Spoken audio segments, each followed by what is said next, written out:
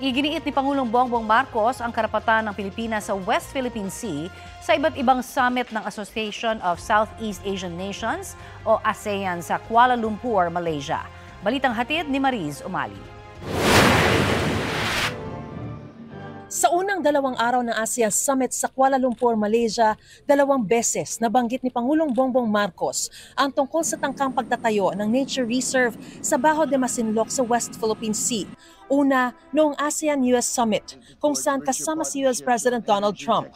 Giit ng Pangulo, ang tangkang pagtatayo ng nature reserve ay paglabag sa soberanya ng Pilipinas. Paglabag din daw ito sa traditional fishing rights ng mga Pilipino na ginagarantisa ng international law. Ang ikalawa ay sa East Asia Summit, kung saan naroon naman si Chinese Premier Li Qiang.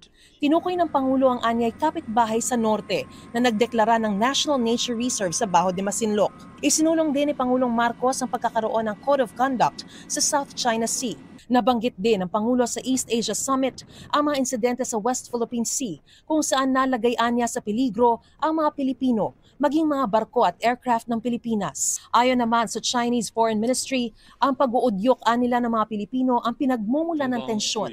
Sa kanya namang opening speech, sinabi ni ASEAN Chairman at Malaysian Prime Minister Anwar bin Ibrahim na ang anumang issue sa South China Sea, nais daw nilang maresolba sa loob din ng ASEAN.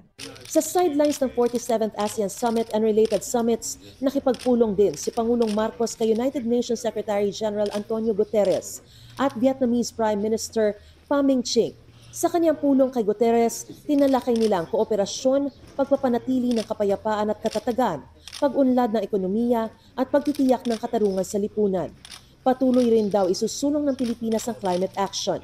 Sa kanyang bilateral meeting naman kay Prime Minister Pham Minh Chinh, nagkasundo ang 2 lider na palakasin pa ang ugnayan ng Pilipinas at Vietnam sa larangan ng ekonomiya, seguridad at pagpapatatag ng bilateral strategic partnership. Nagpasalamat din si Pangulong Marcos sa patuloy na tulong ng Vietnam sa Pilipinas sa panahon ng tagtuyot at kakulangan sa supply ng bigas. Sa ika-15 ASEAN-UN Summit naman kagabi, nanawagan ng Pangulo sa mga kasapi ng ASEAN at United Nations na itaguyod ang isang agenda ng pag-unlad na walang maiiwan at nagbibigay dangal sa lahat. Sa kanyang intervention speech, sinabi ni Pangulong Marcos na ang tunay na sukatan ng pagkakaisa ng ASEAN at UN ay hindi lamang nasusukat sa mga salita, kundi sa aktwal na pag-unlad na nararamdaman ng mga mamamayan.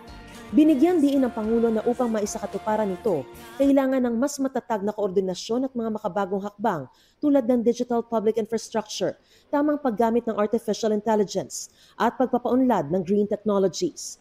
Nagpasalamat din siya sa suporta ng ASEAN sa kandidatura ng Pilipinas bilang non-permanent member ng UN Security Council para sa taong 2027 to 2028. Ibinida rin ni Pangulong Marcos ang pagpapatibay ng Pilipinas sa Agreement on Marine Biological Diversity of Areas Beyond National Jurisdiction na nagpapakita ng pangako ng bansa na pangalagaan ang karagatan at pairali ng batas dagat sa ilalim ng 1982 United Nations Convention on the Law of the Sea o UNCLOS. Sa kanya namang intervention speech sa mga kasaping bansa ng Regional Comprehensive Economic Partnership o RCEP na siyang pinakamalaking kasunduan sa malayang kalakalan o free trade sa buong mundo, nanawagan si Pangulong Marcos na paigtingin ang ugnayan upang mapalakas ang inklusibo, sustainable at matatag na pag-unlad sa rehiyon sa gitna ng mga hamon sa pandaigdigang ekonomiya.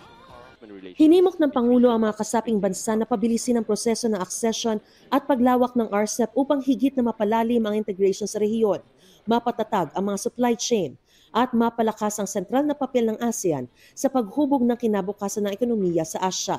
Mahalaga raw na matutukan din ng RCEP ang mga bagong sektor tulad ng digital trade, creative economy, green transition at innovation.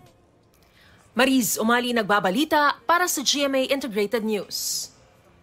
Kasunod po ng pahayag ni Pangulong Marcos kaugnay sa mga insidente sa West Philippine Sea, muling isinisi ng Chinese Foreign Ministry sa Pilipinas ang tensyon.